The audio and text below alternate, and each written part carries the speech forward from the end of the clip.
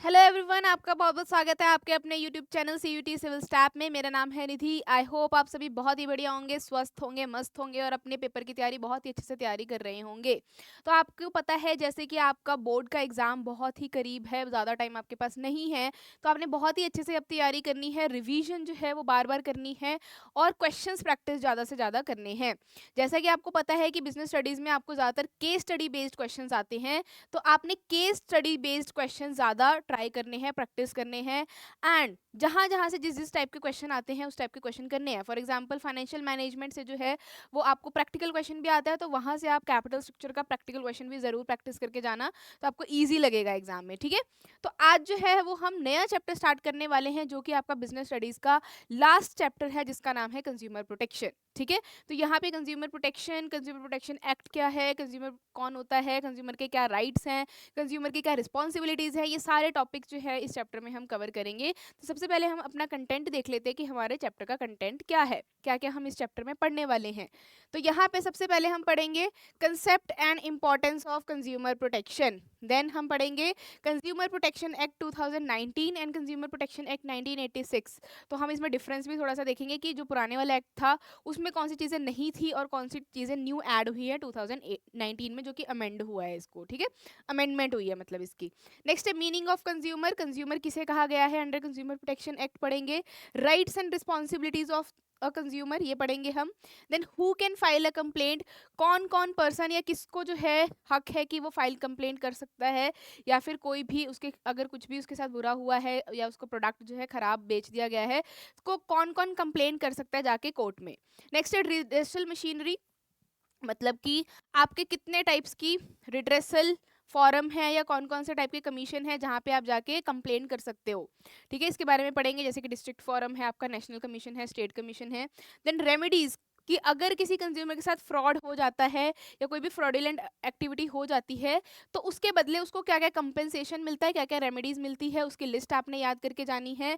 Next है consumer awareness, consumer को aware करने की क्या ज़रूरत है, क्यों इंपॉर्टेंस है, और कौन कौन सी ऐसी ऑर्गेनाइजेशन है जो कंज्यूमर अवेयरनेस पे काम कर रही हैं, जैसे आपके नॉन प्रॉफिट ऑर्गेनाइजेशंस हैं, एनजीओज हैं, ये सारे आप अब पढ़ोगे लास्ट में। ठीक है, तो क्या रोल है उनकी, क्या इंपॉर्टेंस है आपके कंज्यूमर ऑर्गेनाइजेशन की, ये आपने पढ़ के जाना है। तो आपके टोटल ये टॉपिक्स रहेंगे इस चैप्टर में जो कि हम वन बाय वन कंप्लीट करेंगे। ठीक है, तो आज की क्लास में जो है सारे टॉपिक्स तो कवर नहीं होंगे, तो जितने भी टॉपिक्स कवर होंगे हम ट्राई करेंगे सारे वो हो जाएं अच्छे से। ठीक है, चलो।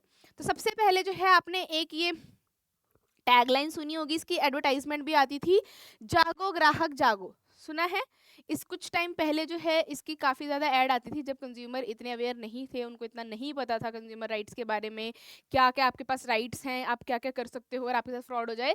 तो एक मुहिम चलाई थी गवर्नमेंट ने, जागो ग्राहक जागो की, जिससे कि वो कंज्यूमर को बोल रहे थे, अवेयर कर रहे थे कि आपने जो है चौकन्ना रहना है बिल्कुल ही, ताकि अगर आपको कोई भी सेलर बेवकूफ़ बनाने की कोशिश करे या कोई घटिया सामान बेचने की कोशिश करे तो आपको पता लग जाए और आपको पता हो कि हमें जो है वो कौन सी चीज़ें जो हैं वो चेक करनी होती है कोई भी प्रोडक्ट खरीदने से पहले, जैसे कि मैन्युफैक्चरिंग डेट हो गई, एक्सपायरिंग डेट हो गई, इंग्रेडिएंट्स हो गए, देन ISI मार्क हो गया, ठीक है, इको फ्रेंडली मार्क हो गया, जो भी। अगर आप जैसे सोना खरीद रहे हो तो हॉलमार्क चेक करके खरीदो तो वो ज़्यादा सही रहती है उसकी क्वालिटी। तो जागो ग्राहक जागो जो है ये हमारा गवर्नमेंट का भी मुहिम था जो कि कंज्यूमर अवेयरनेस पे काम कर रहा था। तो हम जो है कंज्यूमर प्रोटेक्शन में यही सारी चीज़ें पढ़ने वाले हैं कि कंज्यूमर कौन है, किस तरीके से उसने जो है अवेयर रहना है। ठीक है, तो सबसे पहले इंपॉर्टेंस ऑफ कंज्यूमर प्रोटेक्शन पढ़ेंगे कि क्या इंपॉर्टेंस है, क्या नीड है कंज्यूमर को प्रोटेक्ट करने की। तो देखो, कंज्यूमर जो है आजकल के दौर में कंज्यूमर को जो है वो क्या माना जाता है, कंज्यूमर को किंग माना जाता है, consumer is the king of the market. तो किंग का ध्यान भी तो रखना जरूरी है ना, अगर वो राजा है तो उसका ध्यान रखने की भी तो जरूरत है। तो अगर ये राजा, अगर ये किंग है, तो इसको अगर कोई लूट ले, कोई सेलर जो है लूट ले, फिर वो किस काम का राजा है ना। तो इस किंग को या इस कंज्यूमर को बचाने की क्या ज़रूरत है, क्या इंपॉर्टेंस है, ये हम पढ़ेंगे। तो ये हम दो पॉइंट ऑफ व्यू से पढ़ेंगे। एक तो हम पॉइंट ऑफ व्यू से पढ़ेंगे कंज्यूमर के, कि अगर आप कंज्यूमर हो, अगर आप कंज्यूमर को सामान बेच रहे हो तो कंज्यूमर के पॉइंट ऑफ व्यू से क्या इंपॉर्टेंस है। और एक हम पढ़ेंगे business, as a business man या एज अ बिजनेस वुमेन, मतलब अगर आप कोई भी आपका बिजनेस है तो उसके पॉइंट ऑफ व्यू से क्यों ज़रूरी है कंज्यूमर को प्रोटेक्ट करना। तो from the business point of view, from the business point of view. तो आपने ये दोनों ही पॉइंट ऑफ व्यू से पढ़ के जाना है। तो सबसे पहले from consumers point of view हम देखते हैं। तो सबसे पहले है आपका कंज्यूमर इग्नोरेंस। कंज्यूमर इग्नोरेंस का मतलब क्या है? कुछ कंज्यूमर्स ऐसे होते हैं कि वो प्रोडक्ट जब खरीदने जाते हैं तो वो इतना ध्यान से नहीं खरीदते हैं, उसको सेलर ने जो भी बोल दिया वो उसने मान ली उसकी बात और प्रोडक्ट ले आया। ना तो उसने एक्सपायरी डेट चेक करी, ना तो उसने मैन्युफैक्चरिंग डेट चेक करी, ना तो उसने इंग्रेडिएंट्स चेक करे, ना उसकी क्वालिटी चेक करी, कुछ भी चेक नहीं किया। जैसे सेलर ने उसको पकड़ाया सामान, उसने पैसे दिए और आ गया।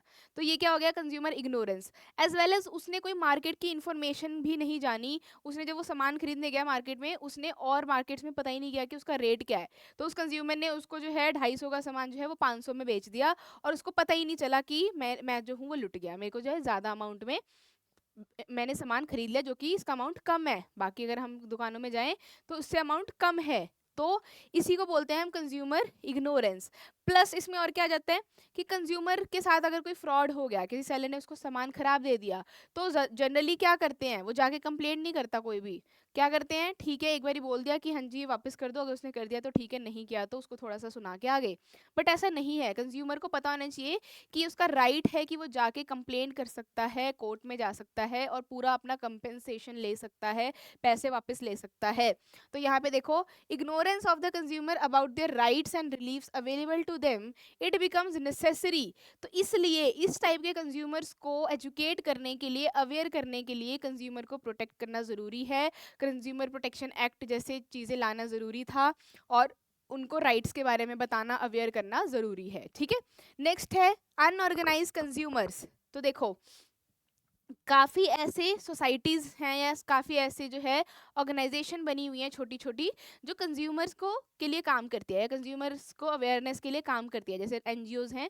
बट वो जो है उनको इतना प्लेटफॉर्म अच्छे से नहीं मिल रहा है, उनको जो है इतना अच्छे से वो मतलब खुल के बाहर पब्लिकली नहीं कर पा रहे हैं, कुछ भी रिसोर्सेज की कमी की वजह से। तो इसलिए हमें कंज्यूमर को प्रोटेक्ट करना ज़रूरी है, हमें ऐसे एनजीओज को सपोर्ट करना ज़रूरी है, गवर्नमेंट को भी ऐसे एनजीओज को सपोर्ट करना चाहिए जो कंज्यूमर के लिए काम कर रहे हैं। ठीक है, नेक्स्ट है wide spread exploitation of consumers. तो कंज्यूमर को प्रोटेक्ट करना इसलिए भी ज़रूरी है क्योंकि आजकल जो लोग हैं सभी पैसा कमाने के चक्कर में हैं, सभी प्रॉफिट कमाने के चक्कर में हैं और उसके चक्कर में वो नकली सामान बेच रहे हैं, ख़राब सामान बेच रहे हैं।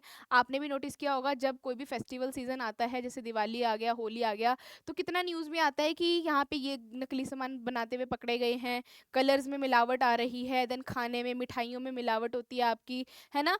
और एक और चीज़ होती है, अगर कंज्यूमर को प्राइस बढ़ाना है, अगर सेलर ने कंज्यूमर्स के लिए प्राइस बढ़ाना है, प्रोडक्ट का मार्केट में प्राइस को इंक्रीज करना है, इन्फ्लेशन लेके आना है, तो कई सेलर्स ऐसे भी करते हैं कि सामान को जो है वो छुपा देते हैं, कहीं पे स्टोर करके रख लेते हैं और बोल देते हैं कि इसकी तो सप्लाई ही नहीं आ रही है, ये तो हमारे पास सामान आ ही नहीं रहा है। तो उसके लिए फिर कंज्यूमर जो है, अब उसको तो सामान वो चाहिए, तो वो कुछ भी प्राइस पे करने के लिए तैयार हो जाता है। जैसे कि आप कभी कभी देखते हो ना कि प्याज इतने महंगे हो जाते हैं एकदम से, टमाटर इतने महंगे हो जाते हैं।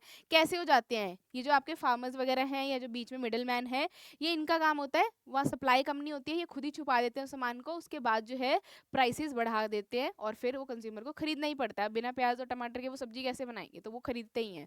तो यहाँ पे देखो, आर्टिफिशियल शॉर्टेज, खुद से शॉर्टेज क्रिएट करना, इस तरीके के फ्रॉड हो गए। अडल्ट्रेशन, मिलावट करना, इस तरीके के फ्रॉड, या फिर नकली प्रोडक्ट बेचना या डुप्लीकेट। देखो जैसे यहाँ पे क्या लिखा हुआ है, कोलगेट की स्पेलिंग क्या होती है? COLGATE। यहाँ पे क्या लिखा हुआ है? COOL, यहाँ पे GATTE। तो गलत स्पेलिंग है, इसका मतलब ये नकली प्रोडक्ट है।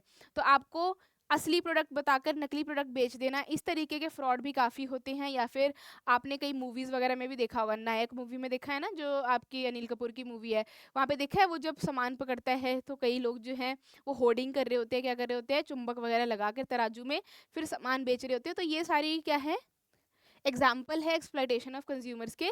तो इस तरीके के फ्रॉड या इस तरीके के एक्सप्लॉयटेशन से बचाने के लिए हमें कंज्यूमर को प्रोटेक्ट करना ज़रूरी है। या फिर कई कई लोग क्या करते हैं, मिसलीडिंग एडवर्टाइजमेंट करते हैं कि जब प्रचार किया या एडवर्टाइजमेंट की, उसमें कुछ और चीज़ बता दी प्रोडक्ट के बारे में, और जब एक्चुअल में हमने प्रोडक्ट खरीदा वो चीज़ें उसमें मिली ही नहीं। ठीक है, गलत झूठ झूठ बोल देना ताकि हमारा प्रोडक्ट बिके। नेक्स्ट है from business point of view. अब अगर आप एक बिजनेसमैन हो तो आपके लिए क्यों ज़रूरी है कि आपका कंज्यूमर जो है वो प्रोटेक्ट रहे या उसको हम खराब सामान ना दे। As a businessman. तो सबसे पहले तो long term interest of the business. अगर आप चाहते हो कि आप सोसाइटी में या फिर आप एक इंडस्ट्री में लॉन्ग टाइम तक सरवाइव कर सको, ज़्यादा टाइम तक टिक सको, तो आप कैसे टिकोगे? जब तक आप कंज्यूमर्स को खुश नहीं रखते। जो आपके कंज्यूमर्स हैं, अगर वो खुश रहेंगे, वो सेटिस्फाई रहेंगे आपके प्रोडक्ट को यूज़ करके, तो आपको कोई भी नहीं रोक सकता है ग्रोथ से। तो अगर आपने लॉन्ग टाइम तक सर्वाइव करना है तो कंज्यूमर्स को सही प्रोडक्ट बेचो, क्वालिटी का प्रोडक्ट बेचो, उनके साथ फ्रॉड मत करो, कोई भी एक्सप्लॉयटेशन मत करो। नेक्स्ट है बिजनेस यूजेस सोसाइटीज रिसोर्सेज। अब एज अ सोसाइटी, ठीक है, आप बिजनेस कर रहे हो, जहाँ पे भी बिजनेस कर रहे हो, जिस भी एरिया में बिजनेस कर रहे हो, वहाँ के लोग जो है वहाँ पे उन्हीं को सामान बेच रहे हो, उन्हीं का जो पानी है, बिजली है, वो सारा वहीं के पेड़ पौधे, रिसोर्सेज, रॉ मटेरियल सारा वहीं के आसपास का यूज़ कर रहे हो। तो अगर as a social human being अगर आप कहीं पे रह रहे हो और वहाँ की चीज़ें यूज़ कर रहे हो, ठीक है, तो आपका भी फ़र्ज़ बनता है ना कि उस एरिया का ध्यान रखो, आप वहाँ पे पॉल्यूशन ना क्रिएट करो, या आप जो है अच्छे प्रोडक्ट्स बेचो, सही प्राइस पे प्रोडक्ट बेचो वहाँ के लोगों को, और उनके साथ कोई भी फ्रॉड ना करो। ठीक है, नेक्स्ट है सोशल रिस्पॉन्सिबिलिटी। तो आपके जो गवर्नमेंट है वो भी कहती है कि आपका बिजनेस अगर अच्छा चल रहा है, आपका टर्नओवर ज़्यादा है, तो आपको जो है वो CSR एक्टिविटीज़ करनी चाहिए, है ना। आपको 2% जो है अपने प्रॉफिट का सोशल वेलफेयर में लगाना ही चाहिए। तो ये आपका लीगली भी है। ये कुछ जो आपके बिजनेसमैन होते हैं जिनका टर्नओवर एक प्राइस होता है, आपका फिक्स है, वो थ्रेशोल्ड लिमिट है, वो लोग जो है वो CSR एक्टिविटी में कंपलसरी होता है उनको, ठीक है, पार्टिसिपेट करना। नेक्स्ट है मॉरल जस्टिफिकेशन।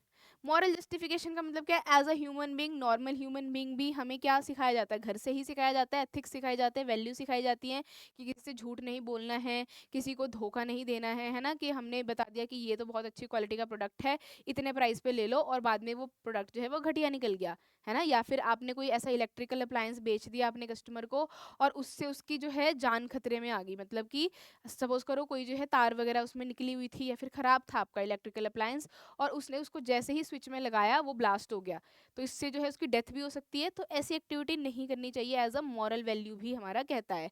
नेक्स्ट है गवर्नमेंट इंटरवेंशन। तो अगर आप अपने कस्टमर के साथ एक्सप्लॉयटेशन करोगे, उनके साथ धोखा करोगे, बेकार क्वालिटी का प्रोडक्ट बेचोगे, और उनकी अगर जान को खतरा हुआ, तो वो जाएंगे कोर्ट में, और उसके बाद उसमें कौन इन्वॉल्व होगी? गवर्नमेंट इन्वॉल्व होगी। फिर आपका बिजनेस जो है वो खतरे में आ जाएगा, आपका बिजनेस बंद हो जाएगा। तो अगर आप चाहते हो कि गवर्नमेंट इंटरवीन ना करे, गवर्नमेंट बीच में ना आए, ठीक है, हमारे बिजनेस को जो है कोई खतरा ना हो, तो पहले से ही सारी चीज़ें जो है अच्छी रखो, अच्छी चीज़ें आप कस्टमर को प्रोवाइड करो, आप जो है सही क्वालिटी का प्रोडक्ट प्रोवाइड करो, सही प्राइस पे प्रोडक्ट बेचो, तो गवर्नमेंट के आने की ज़रूरत ही नहीं है ना। नेक्स्ट है कंज्यूमर प्रोटेक्शन एक्ट 1986। तो देखो, कंज्यूमर प्रोटेक्शन एक्ट आपके सिलेबस में 2019 है, बट क्योंकि आपका इनिशियल एक्ट जो है वो तो 1986 ही था, तो इसके बारे में भी तो जानना पड़ेगा ना। सबसे पहले तो यही आया था, फिर इसी में कुछ चेंजेस करके अमेंडमेंट कर दी इसको, और 2019 बना दिया इसको, जिसमें कुछ कुछ चेंजेस आए हैं। तो सबसे पहले तो कंज्यूमर प्रोटेक्शन एक्ट 1986 के बारे में जान लो, ये है क्या। ये एक्ट जो है ये क्यों आया था? क्योंकि आपके जो कंज्यूमर्स हैं उनके साथ काफ़ी ज़्यादा एक्सप्लॉयटेशन देखने को मिल रही थी सोसाइटी में, इसलिए इस एक्ट को लेके आए हम कि एक कंज्यूमर के लिए भी अलग से एक्ट होना चाहिए। जैसे आपके हर चीज़ के लिए एक्ट है, लेबर के लिए एक्ट है, सेलर के लिए एक्ट है ना, सेल ऑफ गुड एक्ट वगैरह।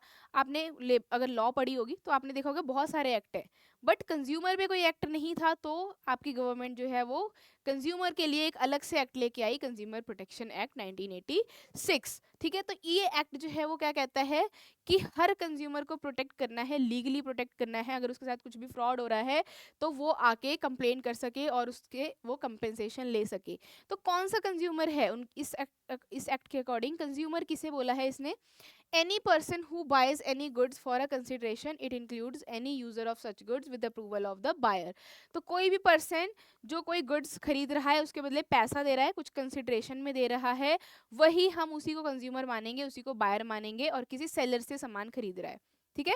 अगर सपोज करो कोई किसी से सामान खरीद रहा है और फिर उसको रीसेल करता है, मतलब वो उसका बिजनेस है किसी से सामान खरीदना फिर रीसेल करना, वो कंज्यूमर नहीं होगा, वो प्रोड्यूसर होगा, या फिर वो क्या होगा, सेलर होगा। तो यहाँ पे कंज्यूमर सिर्फ कौन है? जो सामान खरीद रहा है, जिसके बदले पैसे दे रहा है और वो उसको कंज्यूम कर रहा है। नेक्स्ट है any person who avail any services for consideration. इसी तरीके से अगर कोई पर्सन सर्विस ले रहा है, गुड्स हो गया, गुड्स की बात होगी फर्स्ट पॉइंट में। सेकंड पॉइंट है सर्विसेज, सर्विसेज जैसे कि बैंकिंग की सर्विसेज हो गई, रेस्टोरेंट की सर्विसेज हो गई, होटल की सर्विसेज हो गई। तो ये अगर कोई सर्विसेज ले रहा है, उसके बदले पैसा पे कर रहा है और उसको वो सर्विस सही नहीं लगी, तो वो जो है कंप्लेन कर सकता है, उसको भी हम बायर बोलेंगे। ठीक है, अब हम कर लेते हैं difference, difference between consumer protection act 1986 and 2019। तो इस एक्ट के बाद जो है हमारा कंज्यूमर प्रोटेक्शन एक्ट 2019 आ चुका है अब रिसेंटली, जो आपका करंट में चल रहा है। तो इसमें क्या क्या चीज़ें ऐड हुई हैं, क्या क्या चीज़ें नई हैं, वो देख लो। तो सबसे पहले यहाँ पे देखो, कंज्यूमर प्रोटेक्शन एक्ट 1986 में कोई भी रेगुलेटर नहीं होता था पहले, कोई भी सेंट्रल रेगुलेटर नहीं था कि जो इसमें मेन जिसका रोल हो, जो सारी चीज़ें चेक कर रहा हो। तो अब जो है आपका कंज्यूमर प्रोटेक्शन 2019 में रेगुलेटर आ चुका है, जिसको हम बोलते हैं सेंट्रल कंज्यूमर प्रोटेक्शन अथॉरिटी। ठीक है, यहाँ पे जो है एक प्रॉपर डिपार्टमेंट बना दिया है, एक अथॉरिटी बना दी है, उनको पावर दे दी है कि आपने सारी चीज़ें चेक करनी है कि सारी चीज़ें फॉलो अप हो रही हैं या नहीं। नेक्स्ट है फाइलिंग ऑफ कंप्लेंट। तो देखो, a complaint needs to be filed in the consumer court under whom jurisdiction of the seller falls under, and यहाँ पे a complaint can be filed from anywhere or from where the consumer resides। तो यहाँ पे जो पहले वाला आपका act था वो क्या कहता था कि आप कंप्लेंट जो है वो कहाँ से फाइल कर सकते हो, आप कंप्लेंट जो है कंज्यूमर कोर्ट से ही फाइल कर सकते हो जहाँ पे आपका सेलर है। जैसे आपका जहाँ पे भी सेलर है, जहाँ पे उसने सामान बेचा है, वहाँ के एरिया में जाके आप उस कोर्ट में जाके फाइल कंप्लेंट कर सकते हो। बट जो आपका नया वाला एक्ट है वो क्या कह रहा है कि आप कंप्लेंट कहीं से भी फाइल कर सकते हो, कहीं भी बैठे बैठे जो है आप फाइल कंप्लेंट कर सकते हो जहाँ पे भी कंज्यूमर रहता है। तो आप अपने, अब कन्वीनियंट हो गया किसके लिए, कंज्यूमर के लिए। पहले सेलर के अकॉर्डिंग जो है वो कंप्लेंट करनी पड़ती थी। नेक्स्ट है मीडिएशन। मीडिएशन का मतलब है जो आपका कंज्यूमर प्रोटेक्शन डिपार्टमेंट है एंड जो कंज्यूमर है उसके बीच में पहले कोई एजेंट या कोई ऐसे मीडिएटर नहीं होता था जो हेल्प करता था, बट अब जो है वो कुछ मीडिएशंस या कुछ आपके सेल्स बनाए हुए हैं जिसके थ्रू आप जो है वो उनको बता सकते हो, फिर आगे जाके वो आपके लिए कोर्ट में फाइल वगैरह कंप्लेंट कर सकते हैं। नेक्स्ट है ज्यूरिडिक्शन, ये सबसे इंपॉर्टेंट पॉइंट है। पहले आपके according to consumer protection act 3 forum थे, district forum, national commission and state commission. तो इसकी जो लिमिट थी अमाउंट की कि आपके साथ कितने अमाउंट का फ्रॉड हुआ है वो अलग थी। अब जो आपकी लिमिट है वो चेंज हो चुकी है। ठीक है, तो ये आपने जो लिमिट चेंज हुई है वो याद रखना है। तो पुरानी वाली लिमिट जो थी डिस्ट्रिक्ट लेवल की वो थी 20 लाख तक, मतलब अगर 20 लाख से कम कम तक का आपका नुकसान हुआ है गुड्स का, तो आप जो है डिस्ट्रिक्ट कोर्ट में जा सकते हो। ठीक है, उससे ज़्यादा का हुआ है तो फिर स्टेट, उससे ज़्यादा का हुआ है तो नेशनल। अब जो है वो आपका क्या हो गया लिमिट, 20 लाख से अब 1 करोड़ हो गई है। क्या हो गया, 1 करोड़ हो गई है। ठीक है, तो आप जो है ये लिमिट याद करोगे। नेक्स्ट है आपका ई कमर्स। ई कमर्स के बारे में कंज्यूमर प्रोटेक्शन एक्ट 1986 में कुछ भी नहीं गिवन था। क्यों नहीं गिवन था, क्योंकि 1986 के टाइम पे लोग इतना ऑनलाइन सेल या परचेज नहीं करते थे। आजकल जो है सारे ऑनलाइन ही खरीदते हैं सामान। ठीक है, जितने भी आपकी वेबसाइट्स हैं ऑनलाइन, ठीक है, आपके ऐप्स हैं, वहीं से हम शॉपिंग करते हैं। अब हम जो है फिजिकली बहुत कम ही जाते हैं, हमारे पास टाइम नहीं होता। आजकल के जो लोग हैं वो ऑफिसेज में काम कर रहे हैं, जॉब कर रहे हैं, वुमेन एंड मैन दोनों ही वर्किंग है, तो वो सारे ही सारी चीज़ें ऑनलाइन ही मंगा रहे हैं। तो इसलिए अब सारा ई कमर्स पे डिपेंड हो गए हैं सारे लोग। इसलिए अब ये वाला जो है इस पे हमने क्या कर दिया, ई कमर्स की ट्रांजैक्शन भी इसमें इंक्लूड कर दी कि या तो आप फिजिकली जाके कोई सामान खरीद रहे हो तब आपके साथ फ्रॉड हुआ है, या तो अगर आप ऑनलाइन भी खरीद रहे हो उसमें भी अगर आपके साथ कोई फ्रॉड हुआ है तब भी आप इस कंज्यूमर प्रोटेक्शन एक्ट के अंडर आओगे एज अ कंज्यूमर और यहाँ पे जाके कंप्लेंट कर सकते हो। ठीक है, चलो अब हम आ जाते हैं हु इज अ कंज्यूमर। तो ये who is a consumer according to whom, according to consumer protection act. तो कंज्यूमर प्रोटेक्शन एक्ट के अकॉर्डिंग कौन जो है उसको हम कंज्यूमर मानेंगे, हर कोई कंज्यूमर नहीं हो सकता, तो किसको हम कंज्यूमर मानेंगे according to consumer protection act. तो देखो सबसे पहले जो है a buyer of goods, a buyer of goods for personal use not for resale और कमर्शियल पर्पस। तो कोई भी पर्सन जो गुड्स को खरीद रहा है अपने यूज के लिए, ठीक है, जिसको यूज कर रहा है, ऐसा नहीं है कि उसको रीसेल करने के लिए, वो हम उसको बायर बोलेंगे, कंज्यूमर बोलेंगे। नेक्स्ट है a hirer of services for personal use. तो इसी तरीके से अगर कोई पर्सन कोई सर्विस अवेल कर रहा है, कोई सर्विस ले रहा है, जैसे कि किसी इंस्टीट्यूशन में जाके पढ़ाई कर रहा है, देन थिएटर में जाके मूवी देख रहा है, या फिर होटल में जाके खाना खा रहा है या रह रहा है, इसको हम सर्विसेज बोल देंगे, तो वो भी कंज्यूमर के अंडर आएगा। नेक्स्ट है, it includes those purchasing through online और ऑफलाइन प्लेटफॉर्म। तो यहाँ पे ये नया पॉइंट आ गया 2019 के अकॉर्डिंग। अगर कोई भी ऑनलाइन या ऑफलाइन दोनों ही मोड में सामान खरीद रहा है, उसको हम जो है कंज्यूमर बोलेंगे। नेक्स्ट है, it excludes the buying for commercial purposes. और इसके अंदर कौन नहीं आएगा? एक्सक्लूड का मतलब है कौन नहीं आएगा? जो भी सामान रीसेल पर्पस के लिए यूज कर रहा है, फिर वो बिजनेसमैन हो जाएगा, वो कंज्यूमर नहीं होगा। ठीक है, ठीक है जी। चलो, अब हमारा इम्पॉर्टेंट, सबसे इम्पॉर्टेंट टॉपिक इस चैप्टर का जो कि है कंज्यूमर राइट्स। अब हम कंज्यूमर राइट्स के बारे में पढ़ेंगे। आई होप आपने ये वर्ड पहले भी सुना होगा, कंज्यूमर राइट्स। तो आपके जो है टोटल 6 राइट्स होते हैं कंज्यूमर के, जो आपको भी पता होने चाहिए। ठीक है, आप भी कंज्यूमर हो, आप भी डेली सामान खरीदते होगे, तो आपको भी इन राइट्स के बारे में पता होना चाहिए। और इस राइट्स का मतलब क्या है, आप उसके अंदर क्या क्या आपको मिलता है, या आपको क्या क्या चीज़ें करनी होती है, ये सारा आज हम पढ़ेंगे। चलो, तो देखो यहाँ पे आपके कंज्यूमर राइट 6 हैं। कौन से? राइट टू सेफ्टी है, राइट टू बी इन्फॉर्म्ड है, राइट टू बी हर्ड है, राइट टू सीक रिड्रेसल है, and right to consumer education है। ठीक है, ठीक है जी। Right to safety, right to be informed, right to be heard, right to redressal, and right to commission. ठीक है, एक सेकेंड, आपका एक राइट मिसिंग है, राइट टू चूज। हाँ जी, राइट टू चूज भी लिख लो, 6th। Right to choose, 6 rights होते हैं आपके, राइट टू चूज। ठीक है, तो आपके 6 राइट्स हो गए। अब हम इसको 1 बाय 1 पढ़ेंगे। सबसे पहले है right to safety. Right to safety. अब सेफ्टी का मतलब क्या है? कि कोई ऐसा सामान जिसको यूज करके आपको कोई नुकसान ना हो या आपकी हेल्थ ना खराब हो जाए, है ना, उसको बोलेंगे हम कि वो सेफ है ना। जैसे कि अभी मैंने आपको एग्जांपल दिया था, जैसे कि a consumer purchasing an electric device expects it to meet safety standards. अगर आप कोई भी इलेक्ट्रॉनिक सामान खरीदने जा रहे हो, तो वो रिस्की होगा ना अगर वो खराब निकल जाए। तो आप उसको अगर यूज़ कर रहे हो, तो आप उसको ट्रस्ट पे ही यूज़ कर रहे हो कि सेलर ने जो है वो सही ही प्रोडक्ट दिया होगा, सेफ प्रोडक्ट दिया होगा। तो आप इसको कैसे पता लगा पाओगे? आप इलेक्ट्रॉनिक सामान पे आईएसआई मार्क देखोगे। अगर वो आईएसआई मार्क है उस पर, इसका मतलब वो सही है और वो क्वालिटी का प्रोडक्ट है। तो देखो, consumer have the right to be protected against the marketing of goods and services which are hazardous to life and property. तो ये कंज्यूमर का राइट है कि उसको सेफ प्रोडक्ट बेचा जाए बाय द सेलर, कोई भी उसमें खराबी या नुकसान या डिफेक्ट ना हो, ताकि उसके लाइफ को या उसकी हेल्थ पे असर ना हो। ठीक है, नेक्स्ट है right to information. Next right है आपका राइट टू इंफॉर्मेशन। तो देखो, जैसे कि आपको ये दिख रहा है, लड़का ये क्या कर रहा है, ये इस पैकेट में, इस बॉक्स में सारे कंटेंट पढ़ रहा है, मैन्युफैक्चरिंग डेट चेक कर रहा है, एक्सपायरी डेट चेक कर रहा है, इंग्रेडिएंट्स चेक कर रहा है। ठीक है, देन इसमें जो है आपका एग मार्क वगैरह चेक कर रहा है। तो कंज्यूमर के पास ये राइट है कि उसको सेलर जो है वो सारी इंफॉर्मेशन दे प्रोडक्ट के बारे में, जो भी वो पूछना चाहता है, या फिर उस प्रोडक्ट में लिखी होनी चाहिए वो सारी चीज़ें जो लॉ भी कहता है।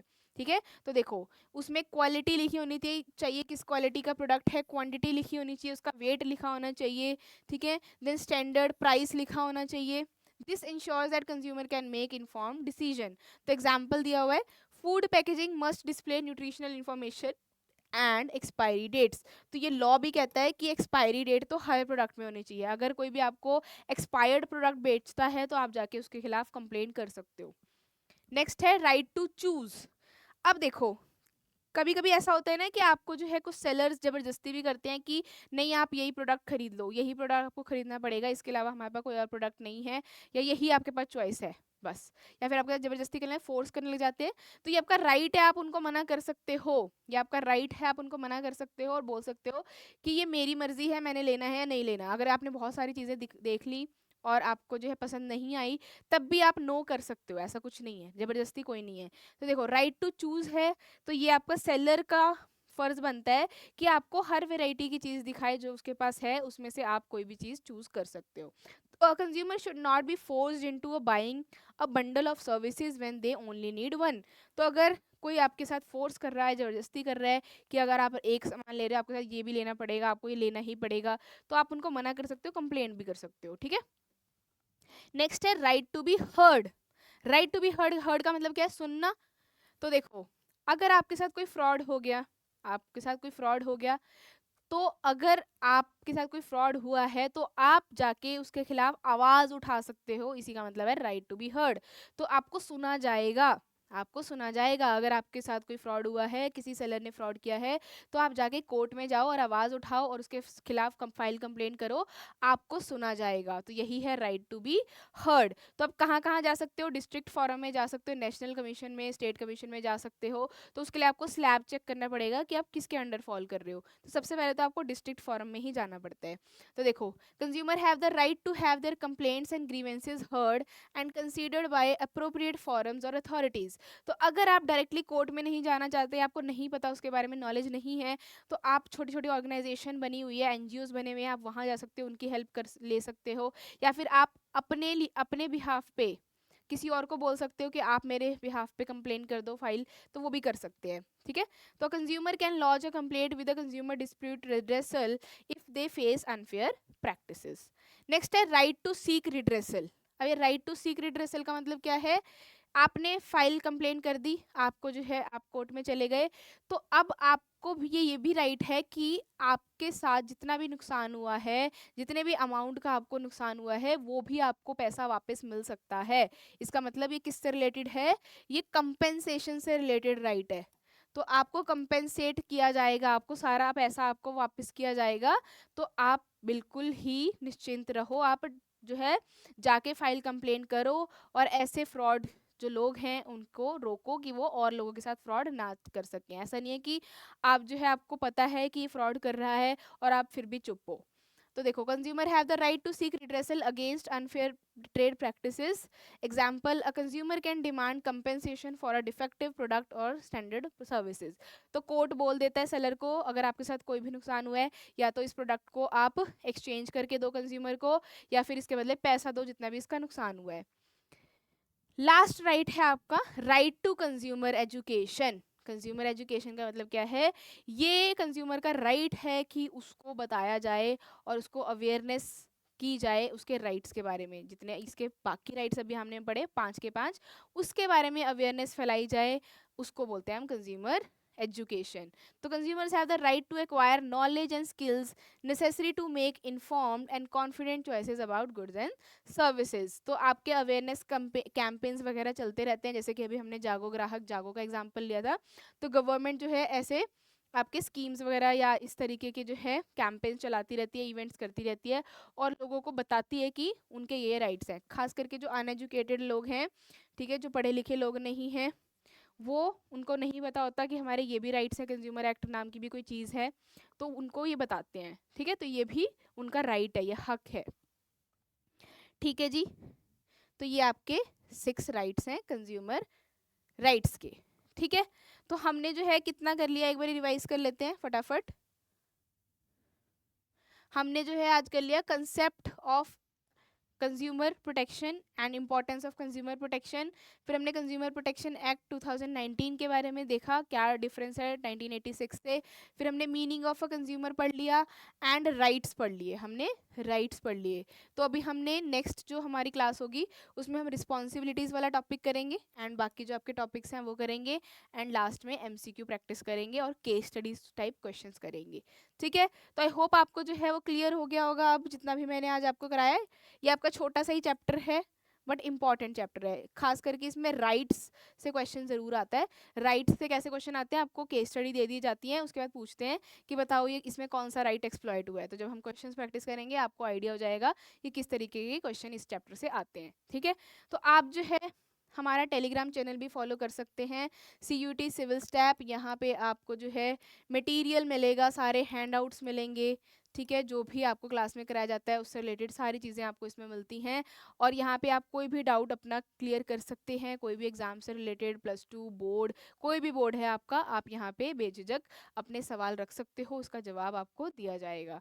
ठीक है, so thank you for watching this session, I hope you like this session. तो इस सेशन को लाइक कर दीजिएगा, शेयर कर दीजिएगा अपने फ्रेंड्स के साथ and if you are new to this channel तो इस चैनल को सब्सक्राइब कर लें एंड बेल आइकन को प्रेस कर ले ताकि आपको important information time to time मिलती रहे। तो हमारा बिजनेस स्टडीज़ का ये लास्ट चैप्टर है, हमारी एक और क्लास होगी जिसमें हम इस चैप्टर को कंप्लीट कर देंगे। फिर हम जो है नया सब्जेक्ट स्टार्ट करेंगे जो कि होगा आपका अकाउंट्स। ठीक है जी, तो जुड़े रहिए हमारे चैनल के साथ। Thank you so much, take care, bye bye and all the best.